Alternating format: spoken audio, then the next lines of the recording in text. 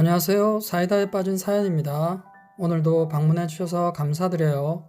좋아요와 구독은 저에게 큰 힘이 됩니다. 오늘의 사연 시작합니다. 오늘 오빠로부터 이해가 안 되는 얘기를 들었네요. 이제 곧 결혼하게 될 새언니와 오빠의 얘기를 해볼게요. 저와 오빠는 3살 차이고요. 저는 올해 28살, 오빠는 31살이에요. 새언니 될 사람은 저보다 1살 많은 29살이고요. 오빠와 새언니는 2년 정도 교제한 것 같아요. 2달 전에 상견례까지 하였고 이제 곧 결혼식을 할 예정입니다. 저로서는 새언니의 행동이 이해가 안 가서 이곳에 사연을 보냅니다. 오빠는 이름만 대면 알만한 대기업에 다니고요. 저는 중소기업에서 필요로 하는 자격증이 있어서 스카웃 형식으로 채용되었고 나름 인정받으면서 근무를 하고 있습니다. 부모님은 원래 2분 다 교직에 계시다가 엄마는 저 낳고 얼마 되지 않아 아빠의 권유로 교직에서 내려오시곤 줄곧 가정주부로 생활하셨고 현재는 아빠만 학교에서 교편을 잡고 계시고요. 3년 전 아빠의 정근으로 부모님은 서울에 가셨고 저랑 오빠는 지방에서 살고 있어요. 지방에서 오빠 앞으로 된 브랜드 아파트 30평대에서 오빠랑 둘이 살고 있습니다. 아빠가 정근 가시기 전만 해도 그렇게 친밀한 사이는 아니었던 저와 오빠는 아빠가 정근을 가시고 엄마는 아빠를 내조하기 위해 같이 서울로 가시고부터는 지방에서 따로 지내면서 이런저런 얘기도 하면서 힘든 부분도 알아주고 한층 서로에게 득이 되는 어누이가 되었어요. 그러면서 오빠가 여친이 생긴 걸 말해주어서 알게 되었고 오빠와 여친은 잘 사귀는 것 같더라고요. 오빠는 가끔씩 언니와의 만남 가운데 힘든 일이 있을 때도 같은 여자로서 어떻게 생각하느냐며 저한테 도움을 구하기도 했고 그러면서 저는 오빠의 여친이라는 존재에 대해 조금씩 알게 되었죠. 맨날 여친 집에 바래다 주고 늦게 들어오고 한 번은 술에 취해서 늦게 들어오기도 하였고요. 여친이 한동안 마음의 문을 열어주지 않아서 힘들다고도 하였고요. 집안이 그렇게 풍족한 건 아닌 듯한데 나름 자존심도 세고 치장을 좀 하는 듯 하였는데 오빠 말을 들어보니 언니 될 사람이 그렇게 푸근한 스타일은 아니라는 생각이 들대요. 그럼 그 여자가 왜 좋냐니까. 예쁘다네요. 으이그 등신. 저는 벌써 오빠의 안목이 흐려진 것 같다는 생각이 들더라고요. 하는 일이 뭐냐니까. 성형외과에서 일하고 있다네요. 간호사는 아니고 약간 병원에서 사무 쪽 일을 봐주고 있다는데 얼굴이 괜찮게 생겨서 뽑혔다대요. 저도 사진을 한번 본 적이 있는데 여자인 제가 봐도 못나지는 않더라고요.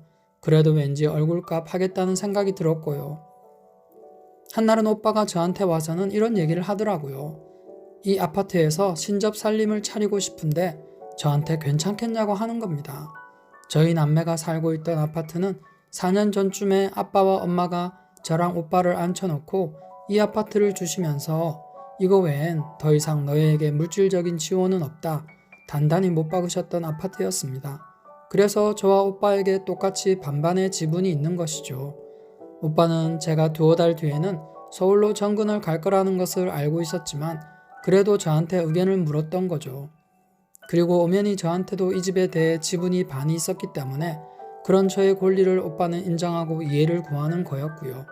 저는 그런 오빠의 마음을 잘 알아들었고 흔쾌히 받아주었습니다. 문제는 제가 직장을 서울로 옮기는데 그게 내년 5월경이나 되어야 합니다. 3월에 식을 올리는데 제가 1-2달을 신혼집에 머물러야 할 상황이 되는 거죠. 그래서 그런 저의 상황만 받아들여진다면 나는 같이 살아도 상관없다고 하였습니다. 오빠는 당연히 나도 상관없다고 하면서 여친한테도 말해두겠다고 하였습니다. 부모님께도 그런 사정 잘 말씀드리겠다 하여서 그렇게 하면 되겠다고 하였죠. 그런데 오빠의 여친이 문제였습니다. 오빠는 며칠 뒤에 침울한 표정으로 다시 저에게 얘기를 하면서 여친과의 대화 내용을 들려주었어요. 새언니가 될 분의 얘기가 이 집이 오빠 돈이 한 푼도 안 들어간 시부모님이 해주신 집이라 혼수는 하겠지만 예단을 하는 건 이치에 안 맞으시답니다.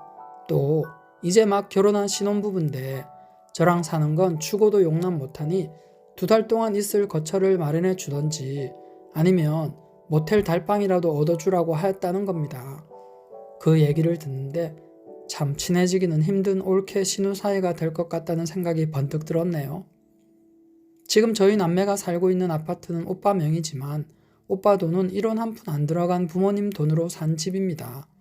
오빠 돈이 안 보태진 집이라지만 저희 부모님 돈은 신랑 측 돈 아닙니까? 꼭 신랑 측이 집을 해가야 하는 거에 100% 찬성을 하는 건 아니지만 그렇다고 치고 생각을 해도 신랑이 준비하는 집에 신랑 돈이 들어가지 않았다 해서 그것을 빌미로 자기도 예단을 준비하지 않겠다는 건 어느 나라 논리인 건지 모르겠더군요. 예단을 못 받아서 환장한 게 아니라 사람 말이 아 다르고 어 다른데 말을 하는 게 참 그렇더라고요. 그리고 막말로 혼수해올 것도 많이 없습니다. 오빠가 유명한 대기업에 근무해서 이 집에 들어올 때 거기서 가전 다 마쳤고요. 정말 어지간한 건 다 있어서 자기들이 써야 할 침대나 화장대 이런 것들만 맞춰오면 됩니다.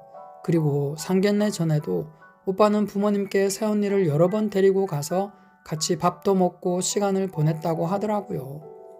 엄마와 얼마 전에 통화할 때 들은 얘긴데 그렇게 엄마를 만나서는 자기 친구들 얘기를 한답니다. 자기 친구는 결혼할 때 예물이 어쩌고 다이아가 어쩌고 그런다네요.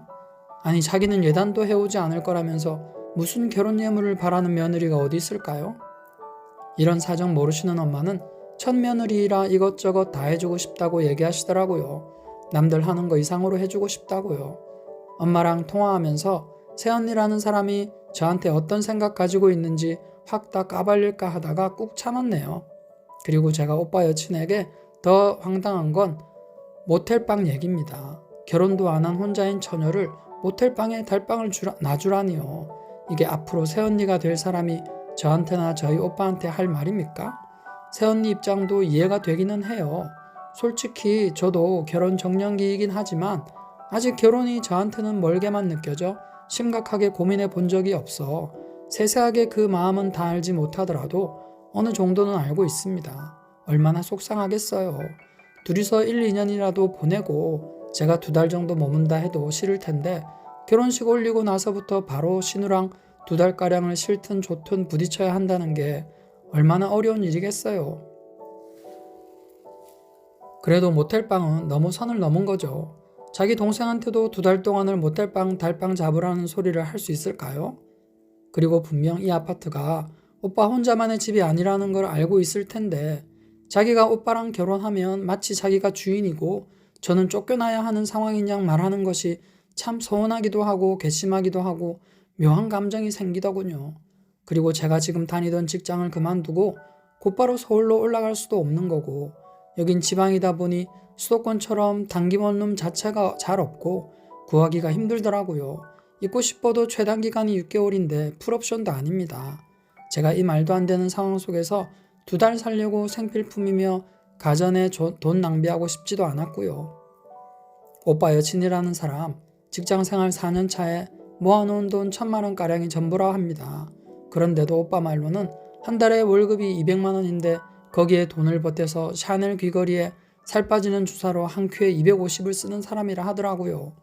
그런 얘기를 하는 오빠를 보는데 도대체 자기가 버는 것보다 많은 돈을 그것도 한 번에 저렇게 돈 쓰는 걸 좋아하는 사람인 걸 아는데 왜 결혼하려 하는 거지? 그것도 다른 데도 아니고 명품 귀걸이하고 살 빠지는 주사라니 살림 잘하는 며느리는 굴렀네. 이런 생각이 들면서 오빠 머리를 한 대 쥐어 박아주고 싶더라고요. 오빠가 대기업에 다닌다지만 월급쟁이 생활 뻔한데 와이프가 명품 좋아하고 낭비벽 있으면 그 결혼 생활이 평탄하게 흘러갈 수가 있을까요? 저는 오빠에게 그런 얘기를 엄마도 알고 계시냐고 물어보았어요.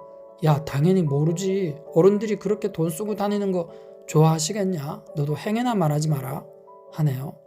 저희 어머니 집에서 살림만 하시는 분이라 특히 당신한테도 한 푼 쓰시지 않는 분이시고 아버지께서도 평생 교직에 계셨던 분이라 이렇게 오빠가 돈 쓰고 다니는 거 좋아하는 며느리랑 결혼할 거라고 아는 거 알면 싫어하실 것 뻔하다는 생각이 들대요.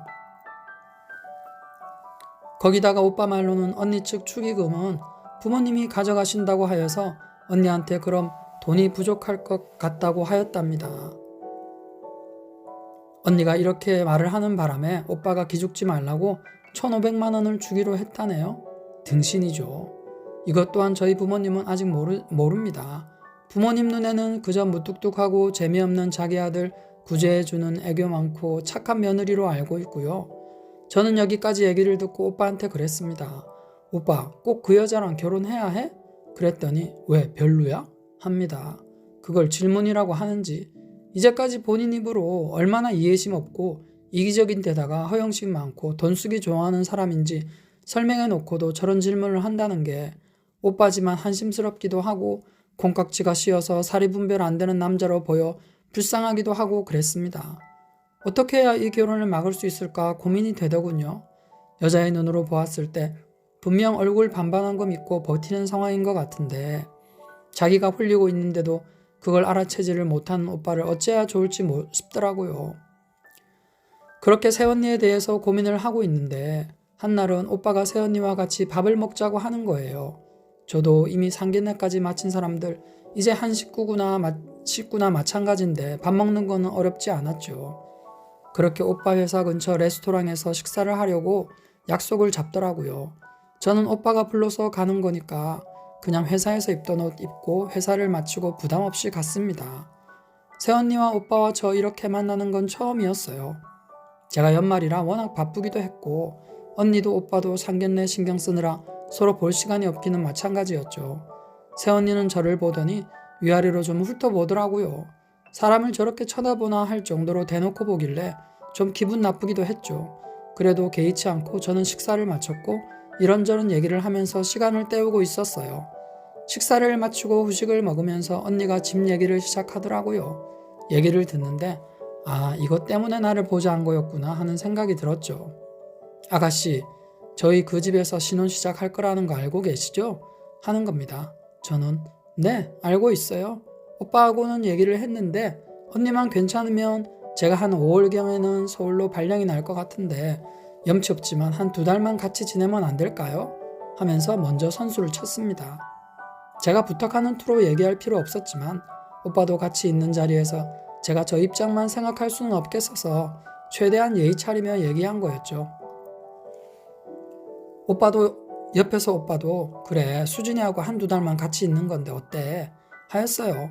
그런데 새언니 갑자기 정색하더니 아니 수혁씨 무슨 소리 하는 거예요? 제가 수혁씨 통해서 전달하라고 한 얘기 하지 않았어요? 하는 겁니다. 저는 예상은 했지만 대놓고 세게 나온다 싶더라고요. 언니는 아가씨 제가 이런 얘기까지 안 하려고 했는데 정말 눈치가 없으세요. 신혼집에서 같이 살 생각을 어떻게 할 수가 있어요? 이제 아가씨도 정년기인데 알 거 다 아는 처지에 그런 요구를 할 수가 있어요?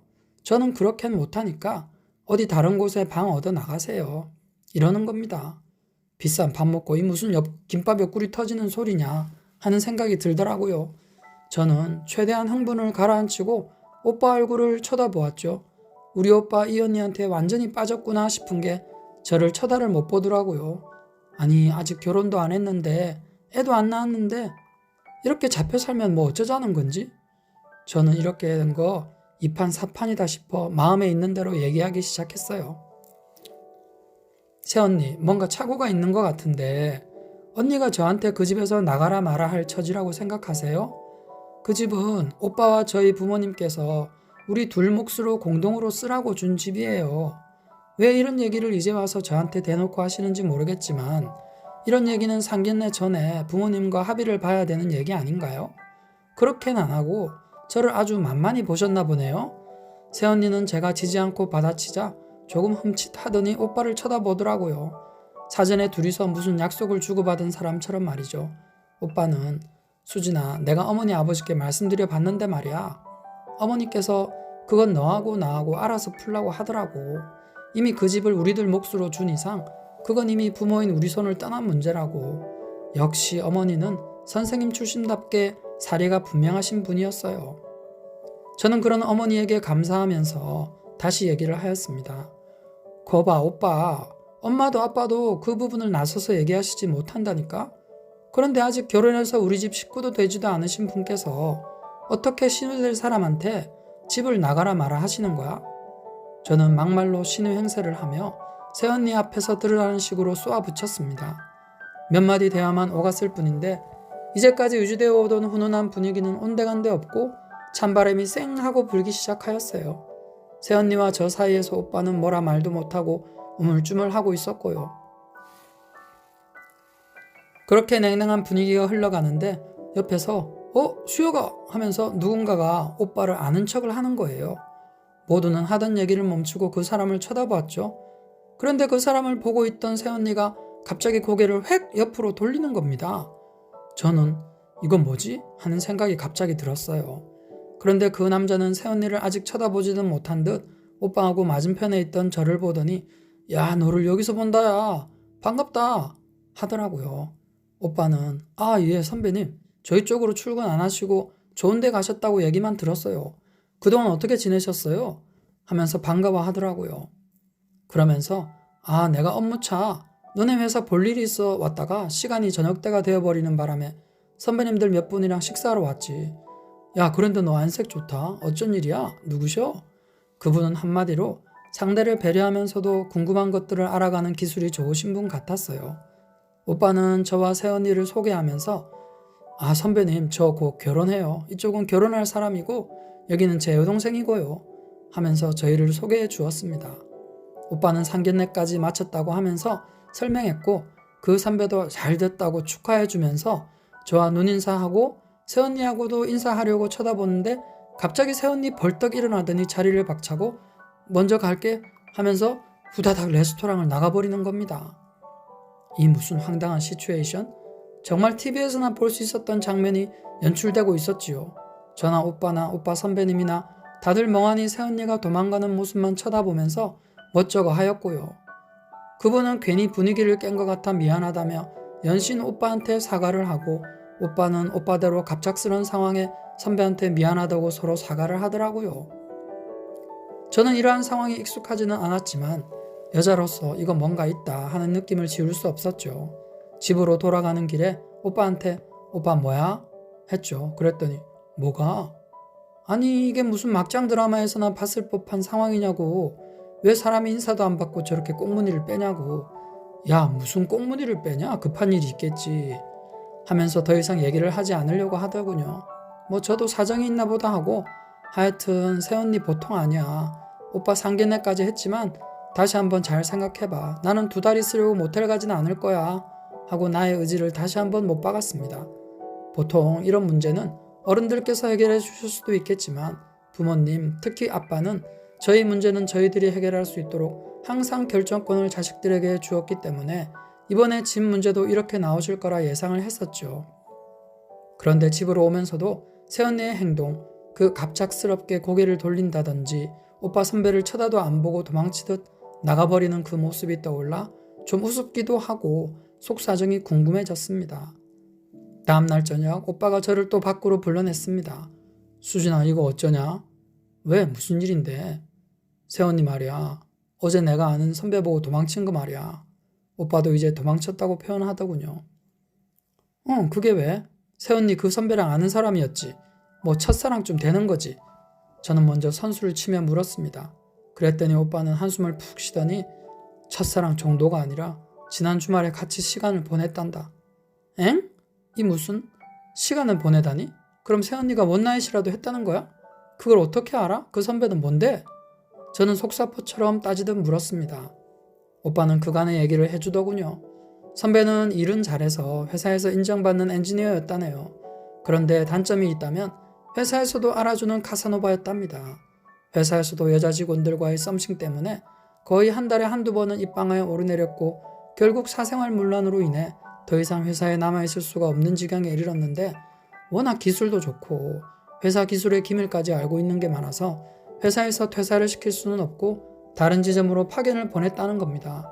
그런데 이 선배 연봉이 거의 오빠의 1.5배 이상이 되는데 총각에다 잘생겼지 돈도 잘 벌어 워낙 연애 자유주의자라 어딜 가든 여자 문제가 없을 수가 없었는데 한 번씩 SNS로 채팅도 하면서 아가씨도 만난다고 하더라고요.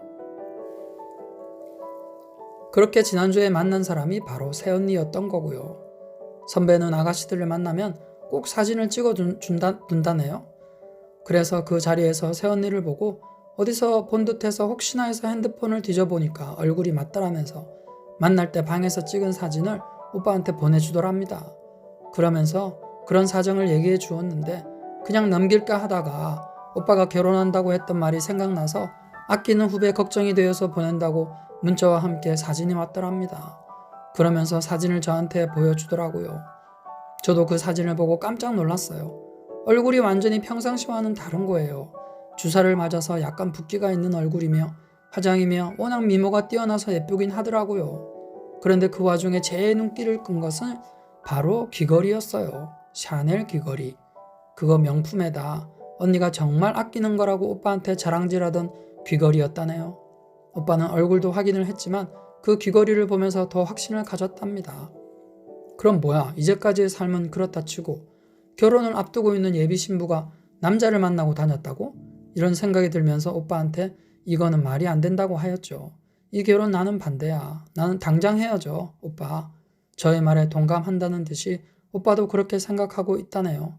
그러면서 자기 월급보다 분수에 맞지 않게 지장하는 거며 주사까지 맞고 다니는 모습 등 어디서 돈이 생겨 저렇게 쓰고 다닐까 의아해했지만 성형외과 다녀서 싸게 맞는 거라 했던 그 말만 믿었던 자기 잘못이었다고 하더라고요.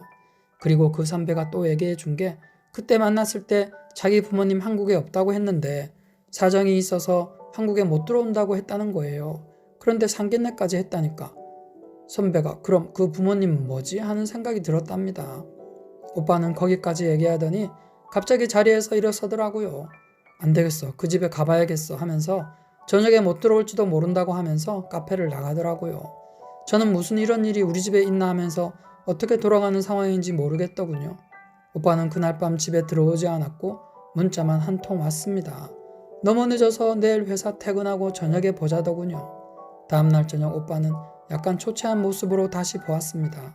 저는 회사 일이 바쁘긴 했지만 오빠 일만큼 중요한 일이 없었기에 오빠를 만났어요.